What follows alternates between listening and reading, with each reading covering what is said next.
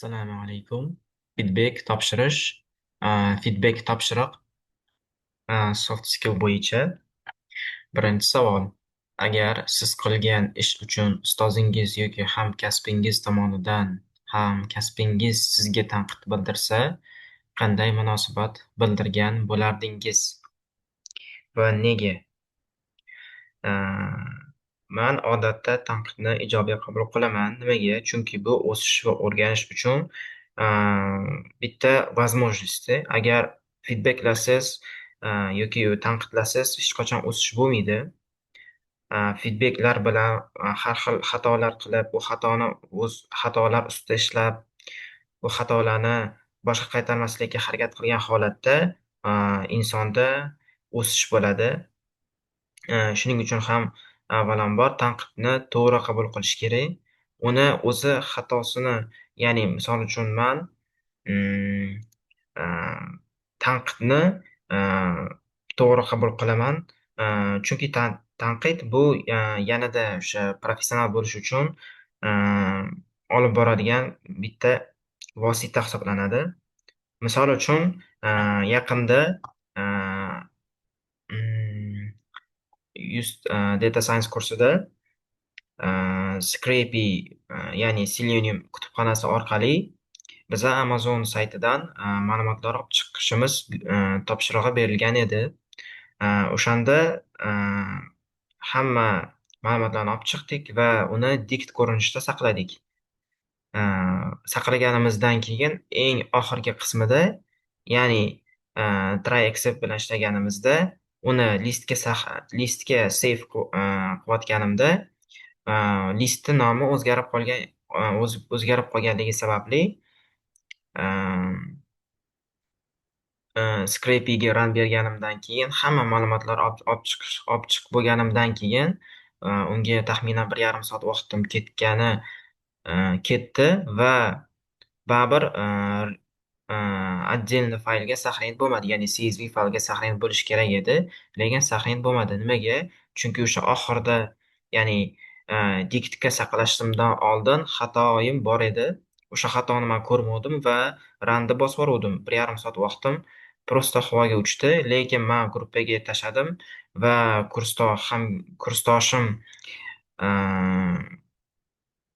xatoni ko'rib feedback berdi va o'sha feedbackdan to'g'ri o'sha feedbackka, ya'ni tanqidni to'g'ri qabul qilib, o'zimni xatoyimni topib va o'sha ustida ishlab, oxir-oqibat o'sha man xohlagan ma'lumotlar chiqib keldi va CSV faylga saqlanib bo'ldi. Bu bitta dona misol. Butun o'qish mobaynida bunaqa situatsiyalar, ya'ni vaziyatlar juda ham ko'p bo'ladi. O'ylaymanki, hamma o'sha nima desa bo'ladi? Feedbackka, ya'ni tanqidni to'g'ri qabul qilish kerak. Agar feedbackni to'g'ri qabul qilmasa, hech qachon unda o'sha sohaga nisbatan o'sish bo'lmaydi. Chunki baribir любой odam xato qiladi.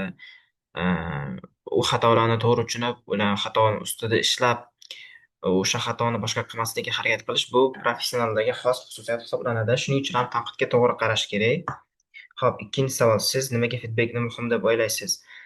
Feedback juda ham muhim hisoblanadi. Chunki insonni ishini tahlil qilish, xatolarni ko'rish uni o'sishiga yordam beradi. Har bitta narsani o'zini plyus tarafi va minus tarafi bor. Xuddi o'shanga o'xshab feedbackka plyus tarafi shu. Qayerdadir xato qilgan bo'lsa yoki esdan chiqib qolgandir o'shani o'sha xatoni topib, o'sha xatoni ustida ishlab, o'sha xatoni boshqa qilmaslikka harakat qilish ham bu yaxshi odat. Bu faqat IT sohasida kerak emas feedback. Bu любой sohada kerak. Butun dunyoda juda ham ko'p sohalar bor.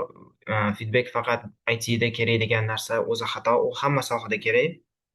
Ta'limda yoki tim bilan ishlashda yoki biznesda yoki xohlagan sohangizda ham hammasida feedback o'zini o'rni bor.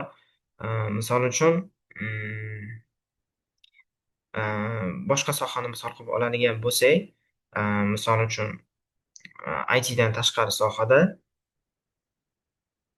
misol uchun mehmonxona sohasini olib misol qiladigan bo'lsak, mehmonxonada eng muhim narsalardan bittasi bu kommunikatsiya. Mehmonlar bilan kommunikatsiya qilish, ularni tanqidini to'g'ri qabul qilish va ularni o'sha xohish va irodasini hisobga olgan holatda ularga yordam berish, ularni muammolarini hal qilishdan iborat.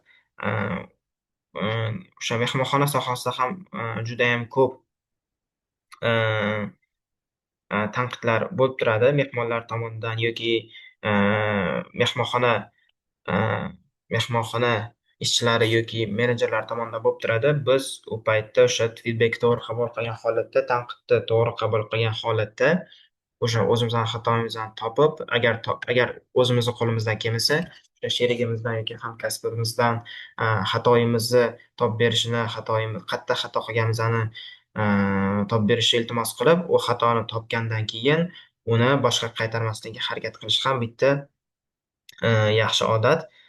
A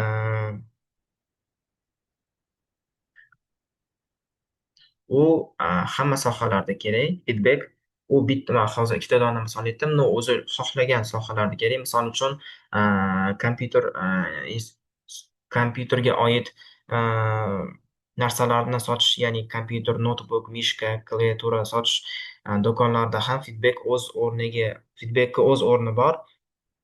A, o'sha klient bizga feedback berishi mumkin. Menga bunaqa narsa kerak, misol uchun kompyuter yig'dirayotganida manga bunaqa narsadan ko'ra manga bu narsa ko'proq kerak deb turib, feedback etsa, ya'ni biza kompyuter yig'ib olganimizdan keyin ham ularni o'sha tanqidini inobatga olgan holatda ularga o'zgartirish kiritib berishimiz bu biz uchun albatta foydali va a, klientni ham obro' va e'tiborini qozongan bo'lamiz.